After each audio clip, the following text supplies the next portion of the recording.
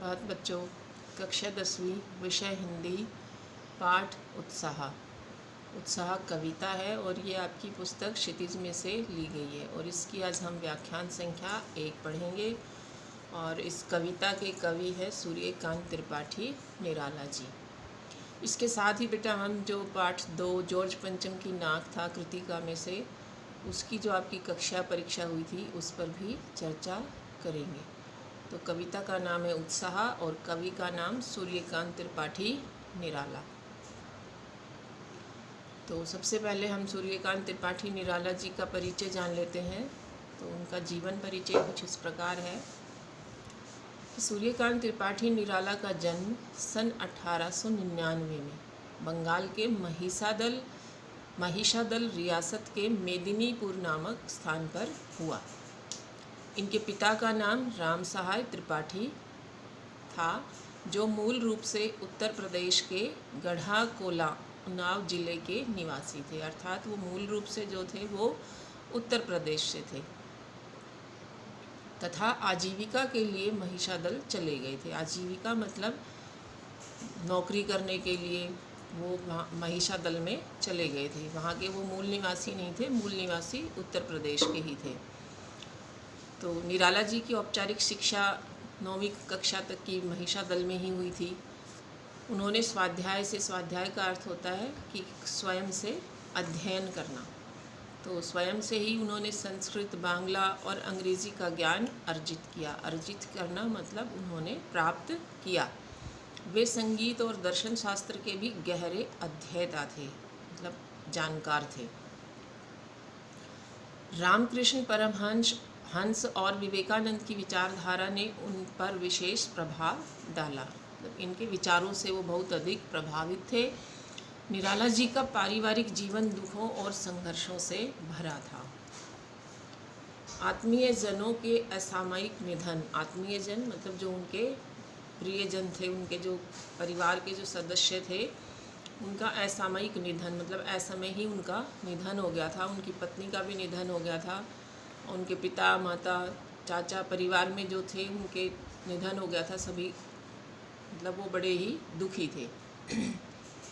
और उनकी असामयिक मौत ने उन्हें भीतर तक तोड़ दिया था, मतलब अंदर तक उनको हिला दिया था बिल्कुल। साहित्यिक मोर्चे पर भी उन्होंने अनवरत संघर्ष किया। अनवरत का अर्थ होता है निरंतर। 15 अक्टूबर सन 1961 में उनका देहांत हो गया। तो निराला जी का निधन सन 1961 में हुआ था। अब हम निराला जी की रचनाएं जानते हैं कि उनकी जो प्रमुख रचनाएं हैं कौन कौन सी है। निराला जी ने साहित्य क्षेत्र की कई विधाओं पर अपनी लेखनी चलाई है। मतलब उन्होंने हर विधा में उन्होंने लिखा है कि लेखन की विधाएं होती हैं अनेक प्रकार की, तो उनमें उन्होंने बहुत सारी विधाओं पर लिखा है। जैसे कविता लिखी है, निबंध, उपन्यास लिखे हैं, कहानी लिखी है। और उन्हें जो ख्याति मिली, प्रसिद्धि जो उनको मिली, वो कवि के रूप में ही मिली है। और इनकी रचनाएं इस प्रकार से हैं। काव्य संग्रह, तो काव्य संग्रह में इनका है अनामिका, परिमल, गीतिका, अपरा, नए पत्ते, राम की शक्ति पूजा, तुलसीदास। इन्होंने उपन्यास भी लिखे हैं। तो इनके उपन्यास हैं उल्का, निरुपमा, चोटी की पकड़। कहानी संग्रह, तो इनकी कहानियां हैं लिली, सखी, चतुरी चमार। निबंध संग्रह, इनके निबंध संग्रह में आता है प्रबंध की प्रतिभा। पत्रिका संपादन में भी इन्होंने समन्वय, मतवाला और सुधा इनका संपादन किया है। अब हम इनकी साहित्यिक विशेषताएं जानते हैं कि निराला जी की साहित्यिक विशेषताएं क्या है। तो निराला जी जो है वो विस्तृत सरोकारों के कवि हैं। दार्शनिकता, विद्रोह, क्रांति, प्रेम की सरलता और प्रकृति का विराट और उदात्त रूप उनकी, उदात्त का अर्थ होता है उदार, रचनाओं में उपस्थित है। उनके विद्रोही स्वभाव ने कविता के भाव जगत और शिल्प जगत में नए प्रयोगों को संभव बनाया। छायावादी रचनाकारों में उन्होंने सबसे पहले तो ये पहले मुक्त छंद का प्रयोग किया। शोषित, उपेक्षित, पीड़ित और प्रताड़ित जन के प्रति उनकी, कि जो लोग शोषित थे, उपेक्षित थे, जिनका अनादर किया जाता था, पीड़ित किया जाता था, प्रताड़ित किया जाता था, ऐसे लोगों के प्रति उनकी कविता में जहाँ गहरी सहानुभूति का भाव मिलता है, वहीं शोषक वर्ग और सत्ता के प्रति प्रचंड प्रतिकार का भाव भी मिलता है। भाषा शैली, निराला जी की भाषा शैली जानते हैं हम कि निराला जी ने काव्य रचना में क्रांति ला दी। उन्होंने कविता को भी बंधन से मुक्त कराया या बंधन से छुड़ाया, उसे भी छंद बंधन से मुक्त किया। उनकी कविता में गागर में सागर भरने वाले परिमार्जित तत्सम शब्दों का भरपूर प्रयोग मिलता है। अर्थात निराला जी ने तत्सम शब्दों का प्रयोग बहुत अधिक किया है, परंतु यह नहीं है कि उन्होंने अन्य शब्दों के प्रयोग से परहेज किया है, कि और शब्दों का उन्होंने प्रयोग नहीं किया। उन्होंने बोलचाल की भाषा को साथ लेकर चलते हैं वो, और भाषा के लिए वे कभी मोहताज नहीं रहे। उनकी कविताओं में संगीतात्मकता की स्पष्ट अनुभूति होती है। कविता में पूर्ण प्रवाह है। अब हम पाठ का परिचय जानते हैं कि जो पाठ हम पढ़ेंगे उसका परिचय इस प्रकार से है कि उत्साह एक आह्वान गीत है, कि जो उत्साह कविता है वो कविता न होकर एक आह्वान गीत है। आह्वान का अर्थ होता है किसी को संबोधित करना। तो यहाँ कवि जो है वो बादल को संबोधित करता है, बादलों को आह्वान करता है, और बादल जो है वो निराला जी का प्रिय विषय है। कविता में बादल एक तरफ पीड़ित प्यासे जन की आकांक्षा को पूरा करने वाला है, तो दूसरी तरफ वही बादल नई कल्पना और नए अंकुर के लिए विध्वंस, विप्लव और क्रांति चेतना को उत्पन्न करने वाला है। तो यहाँ कविता जो है बेटा वो दो अर्थ लिए हुए हैं बादल के रूप में। यहाँ पर कवि ने बादल से, मतलब एक तरफ तो बादल से वो कहते हैं कि भाई जो लोग पीड़ित हैं, प्यासे हैं, गर्मी से व्याकुल है, तो उनकी प्यास को बुझाने का काम करता है। और दूसरी तरफ जो वही बादल जो है वो कल्पना, नए अंकुर, नए मतलब विध्वंस के लिए, विध्वंस का अर्थ होता है विनाश, कि जब मतलब जो लोग शोषित हैं, पीड़ित हैं, वो आवाज़ नहीं उठा पाते, तो उनको विद्रोही बनाने के लिए और उनके अंदर क्रांति लाने के लिए, क्रांति चेतना भरने के लिए संभव करने वाला है। तो कवि जीवन को व्यापक और समग्र दृष्टि से देखता है, मतलब व्यापक का अर्थ होता है फैली हुई। कविता में ललित कल्पना और क्रांति चेतना दोनों है, कि कविता के अंदर जो है वो उसमें सुंदर कल्पनाएं भी है। ललित का अर्थ होता है सुंदर, तो सुंदर सुंदर कल्पनाएं भी है और साथ में क्रांति चेतना का भाव भी है। सामाजिक क्रांति या बदलाव में साहित्य की महत्वपूर्ण भूमिका होती है। तो जब सामाजिक कोई क्रांति आती है, कोई बदलाव आता है बेटा, उसमें साहित्य की भी बहुत बड़ी भूमिका होती है। और निराला इसे नवजीवन और नूतन कविता के संदर्भ में देखते हैं। तो निराला जी जो है वो बादल को नवजीवन की, नया जीवन देने वाले, कि बरसेंगे तो लोगों के अंदर, धरती के ऊपर जितने भी जीव हैं, पेड़ पौधे हैं, सभी को नया जीवन प्राप्त होता है। गर्मी से जो लोग परेशान हैं, पीड़ित हैं, उनको भी एक नया जीवन मिलता है। और दूसरा इस कविता को जो है नूतन का, बादल को जो है कवि नूतन कविता के संदर्भ में देखता है, एक नई कविता के संदर्भ में देखता है, कि जो लोगों के अंदर उत्साह, जोश और क्रांति का भाव भर देगी। पहले हम कविता में कठिन शब्द जो हैं उनके अर्थ जान लेते हैं। तो शब्दार्थ इस प्रकार से है। घोर, घोर का अर्थ होता है भयंकर। धाराधर, धाराधर का अर्थ है बादल। ललित, ललित का अर्थ है सुंदर। उर, उर का अर्थ है हृदय। विद्युत छवि, विद्युत का अर्थ क्या होता है बिजली। छवि का अर्थ होता है आभा, तो बिजली की आभा। वज्र का अर्थ होता है कठोर या भीष्म। नूतन, नई। विकल, बेचैन। उन्मन का अर्थ है अनमना, और निदाग का अर्थ है तपती गर्मी।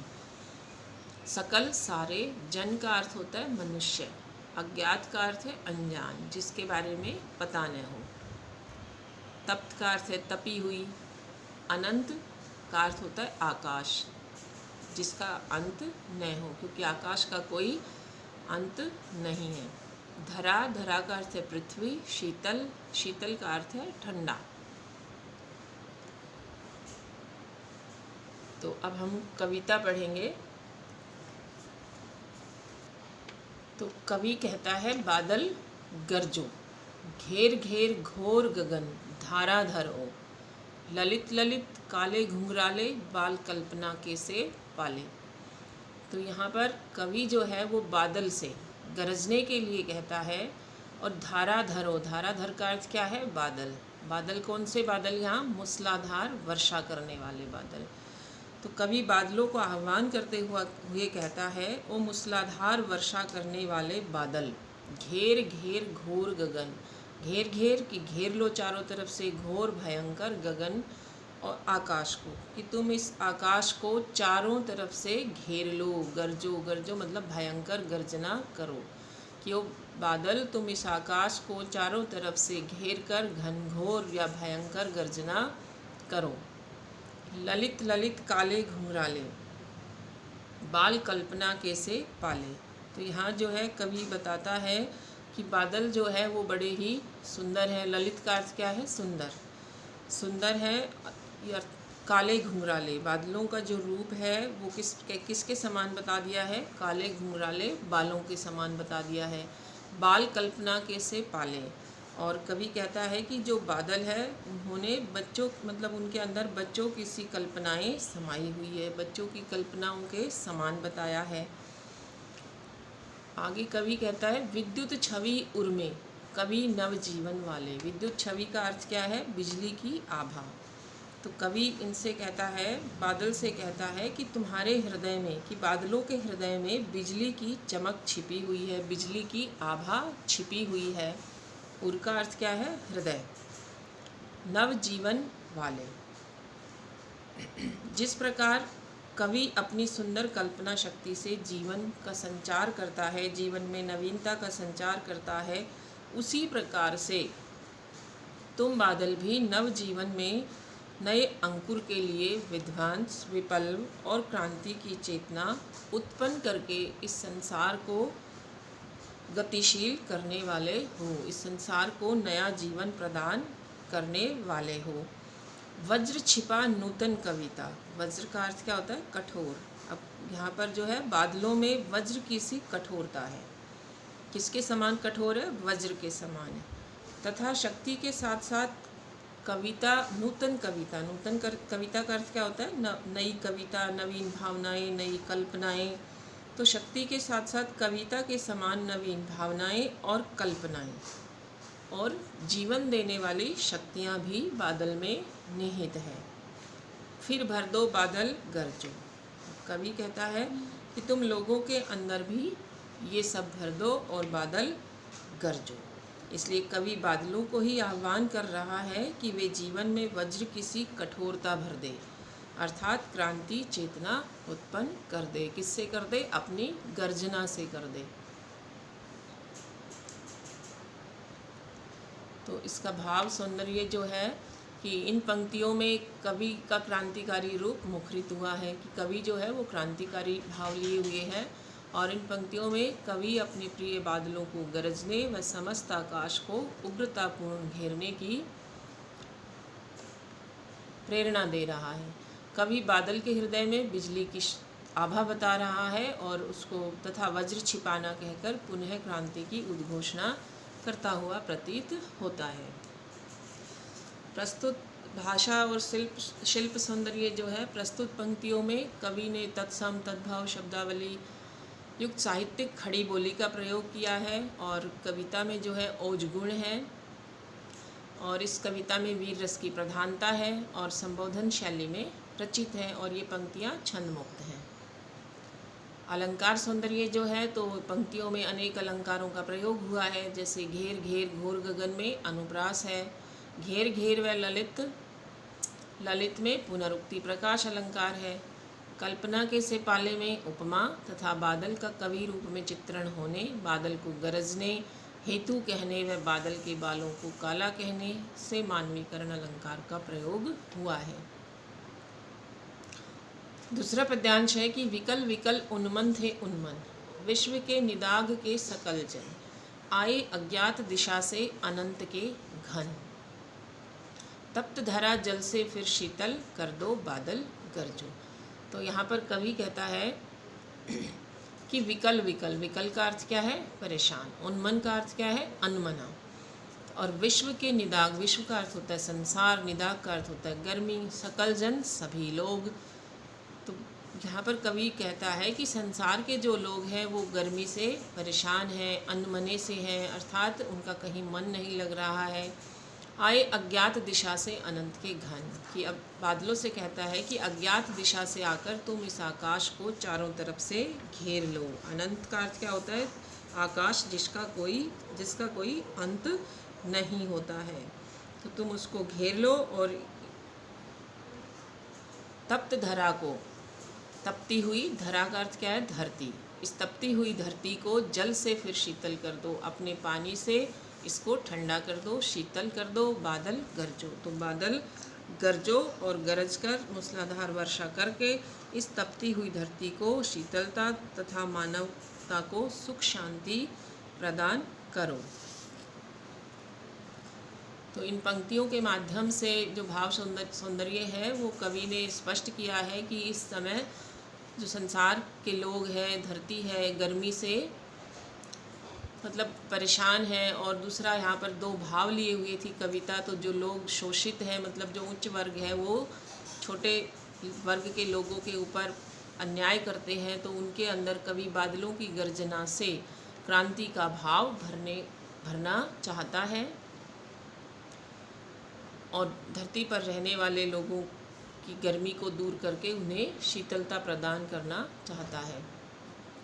तो भाषा सौंदर्य में भी इसमें बेटा वही है कि तत्सम और तद्भव शब्दों का प्रयोग किया है कवि ने, और खड़ी बोली का प्रयोग है, गुण औज गुण का प्रयोग है कविता में, वीर रस की प्रधानता है। जहाँ कविताओं में वीर रस होता है वहाँ औज गुण की प्रधानता होती है। और कविता जो है वो संबोधन शैली में लिखी गई है, और संबोधन किसको किया गया है? बादलों को किया गया है। नाद सौंदर्य का प्रयोग किया गया है, जहाँ पर आवाज़ होती है, जैसे बादल के गरजने की आवाज़ है, तो यहाँ पर नाद सौंदर्य का प्रयोग हुआ है। घंटियों की आवाज़ हो, घुंघरुओं की आवाज़ हो, तो इस प्रकार कविताओं में जब आवाज़ आती है, उनका वर्णन होता है, तो वहाँ पर कविताओं में नाद सौंदर्य होता है। अलंकार सौंदर्य, अलंकार में इसमें भी अलंकार जो है विकल विकल, उन्मन थे उन्मन में पुनरुक्ति प्रकाश अलंकार है, क्योंकि एक ही शब्द की दोबारा से आवृत्ति की गई है। और बादल का मानवीकरण होने से यहाँ मानवीकरण अलंकार भी प्रयुक्त हुआ है। तो बेटा गृह कार्य जो है आपका, जो हमने कविता पढ़ाई है आपको, इसी पर आधारित 4 प्रश्न दिए हैं। उन प्रश्नों के उत्तर आप अपनी उत्तर पुस्तिका में लिखेंगे, कविता को पढ़ेंगे, भाव को जानेंगे और शब्दार्थ भी याद करने हैं। उत्तर पुस्तिका में शब्दार्थों को नहीं लिखना है। तो पहला प्रश्न है, कविता के आधार पर बादलों के रूप रंग का वर्णन कीजिए। तो इसका उत्तर लिखेंगे आप। दूसरा प्रश्न होगा, कवि बादल से जीवन में क्या भरने के लिए कहता है और क्यों। तीसरा है, विश्व के सारे लोग विकल और उन्मन क्यों थे। कवि ने यह क्यों कहा कि आए अज्ञात दिशा से अनंत के घन।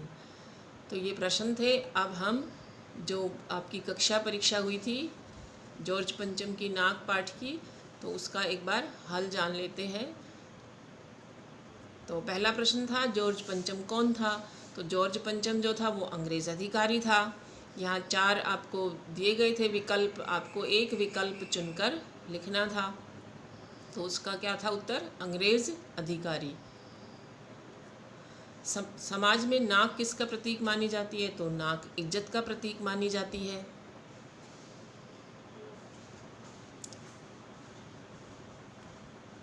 तीसरा प्रश्न था, लेखक के अनुसार कुछ नाकों को उतारकर कहाँ पहुँचा दिया गया है। तो इसके भी 4 विकल्प दिए गए थे कि कार्यालयों में भेजा गया, कैदखानों में भेजा गया, अजायब घरों में, विद्यालयों में। तो आपने पाठ में पढ़ा था कि ऐसी नाकें भी बहुत सारी जगह मौजूद थी, लेकिन कहाँ पहुँचा दिया उनको? अजायब घरों में पहुँचा दिया गया है। काया पलट होना का क्या अर्थ है। तो काया पलट होने का अर्थ क्या था? हमने यहाँ 4 विकल्प दिए थे कि नियम बदल देना, काया का समाप्त होना, पूर्णतया परिवर्तन होना, शरीर बदल जाना। तो इसका उत्तर था कि पूरी तरह से परिवर्तन होना, पूर्णतया परिवर्तन होना। अगला प्रश्न था कि रानी के पहुँचने से पहले किन लोगों की फौज तैयार की गई थी। तो फौज किसकी तैयार की गई थी? सिपाहियों की नहीं की गई थी, नौकरों की भी नहीं की गई थी, पत्रकारों की नहीं की गई थी। किसकी थी फौज? फोटोग्राफरों की फौज थी वहाँ पर। अगला प्रश्न था कि जॉर्ज पंचम की नाक नामक कहानी के अनुसार कहाँ की रानी भारत आने वाली थी। तो रानी कहाँ की थी? इंग्लैंड की थी।